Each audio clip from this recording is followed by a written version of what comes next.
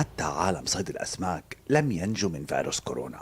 في تمام 5:30 فجرا تتوجه بعض قوارب صيادي المحيط الأطلسي غرب فرنسا إلى مرفأ السمك في قرية سانكي لتفريغ ما جمع صيادوها من أسماك. يتم فرزها وتنظيفها ومن ثم تحضيرها للبيع في المزاد العلني.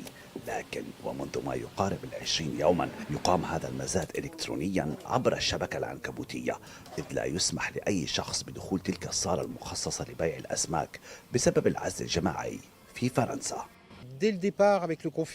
منذ بداية تفعيل العزل الجماعي الكثير من الشركات خسرت زبائنها، خصوصا شركات التصدير والمطاعم، ما أدى إلى انخفاض هائل في أسعار بيع الأسماك الذي انخفض إلى 80%. نصطاد من هذه المياه ما يقارب 35 نوعا من الأسماك، وهذا ما يميز ميناءنا عن بقية موانئ فرنسا.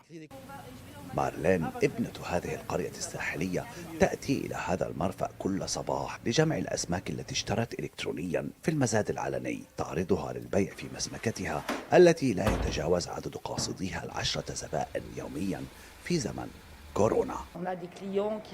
فقدنا الكثير من زبائننا الذين كانوا يأتون من مناطق مختلفة.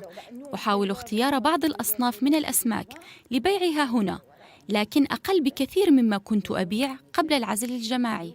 تنتج هذه المنطقة خمس حاجة فرنسا من الأسماك، لكن مع امتداد فيروس كورونا والعزل الجماعي فرضت السلطات البحرية هنا قيودا صارمة على الصيادين، إذ لا يسمح لهم بصيد أكثر من حاجة سكان المنطقة يوميا.